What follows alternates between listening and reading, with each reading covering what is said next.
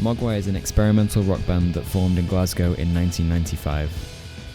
Over the following 2.5 decades, they released 9 studio albums, 2 live albums, 13 EPs, and 6 original scores for film and TV.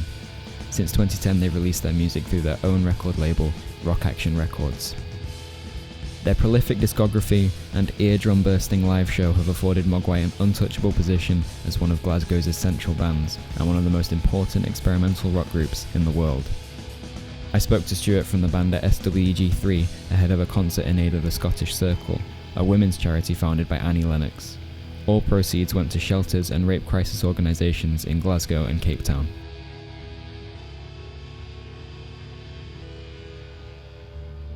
I'm delighted to be joined by Stuart Braithwaite from Mogwai. How's it going, man? Really good. How are you? I'm pretty good. Yeah, having a good day. So just firstly, just tell me about tonight's gig, the cause, like how it came together tonight. The charity, we're playing a gig and the charity is called the Scottish Circle. They raise money for causes to help women all over the world. I think some of the money tonight is going towards the Glasgow Rape Crisis Centre and some of it also to sort of refuge for women in Africa. So yeah, it's all for a good cause. Yeah, and it sold out very quickly. It was kind of quite a hyped event. Was that a deliberate strategy? It's good that it sold out quickly. I mean, I think we just wanted to make sure. I mean, with gigs, a lot of the money goes towards advertising. So if you can make it somewhere that you don't have to spend any money on advertising, that's always means there's more money getting made. Right, sweet. Is Martin back on board tonight? Yeah. Oh, that's great. That's great to hear.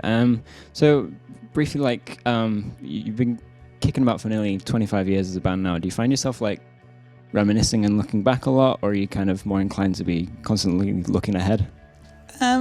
It depends. I mean, no, we're always trying to work on new music and make plans for new things, but yeah, sometimes when you have been going a long time, you will kind of remember or walk past somewhere that was the first place we played or something. So yeah, a bit of nostalgia is okay, but as long as you also think about what you've got coming up.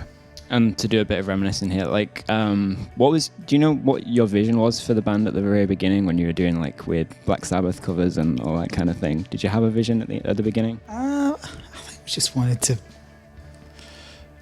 do something good. I don't think we're very ambitious in kind of careerist terms, but we just wanted to make some good music and travel with our music, and yeah, it's definitely exceeded any expectations we had. So yeah, but there was nothing too grand.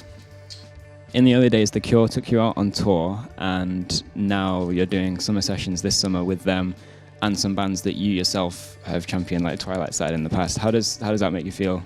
That's great. Yeah, I'm really looking forward to that gig. I grew up listening to The Cure, and as you said, we played with them, did a big tour with them quite a while ago now, 14 years ago or something. So it'll be nice to play with them again, and yeah, and it's great. Twilight Side are playing too, and they're coming on tour with us next week from tomorrow as well. So yeah.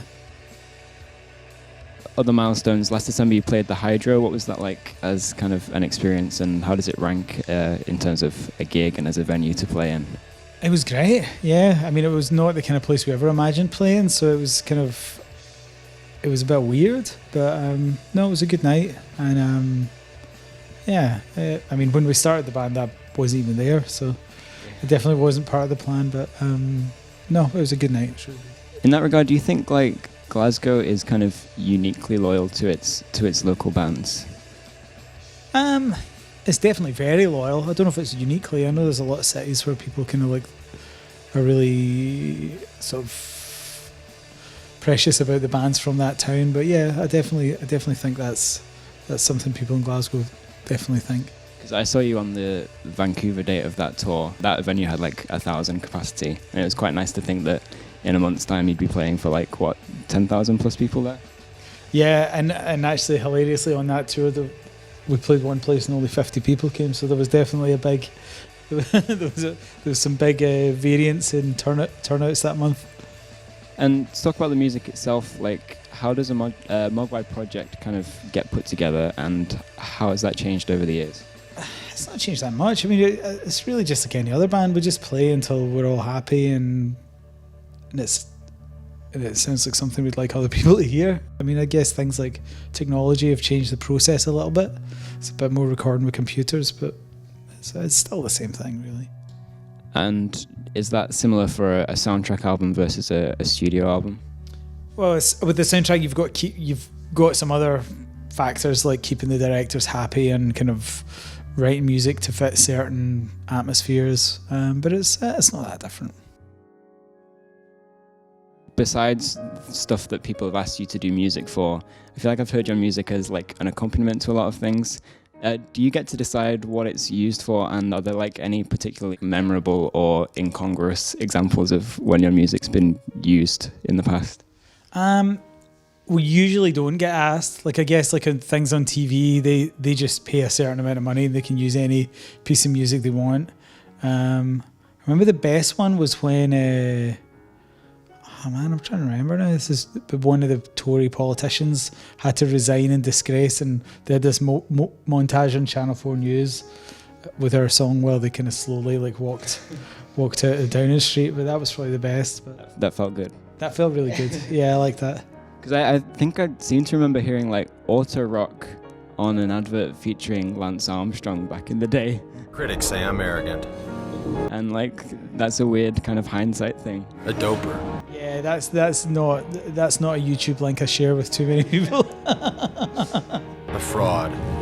And a small fraction of Mogwai songs have vocals and lyrics. How do you decide which songs are going to get that vocal treatment? It's usually pretty obvious. If it's kind of like a sort of very sort of verse chorus type song, it sounds like it'll suit it. In the past, we've sometimes just tried it randomly, and that can work too. But yeah, it usually seems quite obvious. You're quite vocal politically online. How do you keep informed and with a finger on the pulse whilst not getting like thoroughly depressed about everything overall, or do you?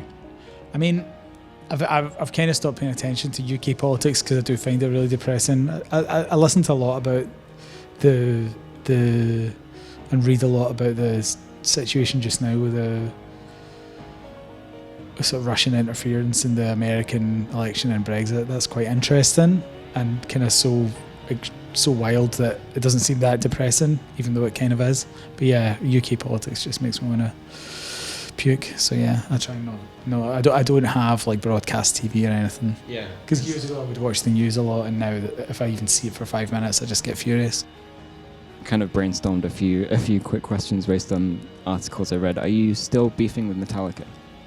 Well, that wasn't me anyway. I think we did a press conference, and I can't remember. I think it was Martin and Barry said something about Metallica. Me and Dominic are quite big Metallica fans actually, so it was never a beef.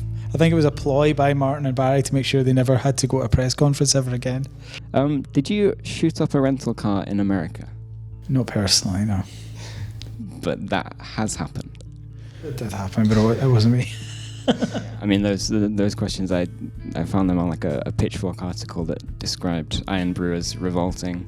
So I took it with a pinch of salt whether any of these stories were true. So I figured I'd ask you specifically. Definitely never said Iron Brew was revolting. Well, no, Pitchfork said it was revolting.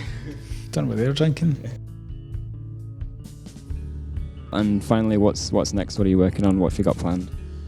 We've got some more soundtrack stuff, and yeah, probably doing next week or so of gigs, and then some gigs in next summer. And that's all we've got really, just working on some new music.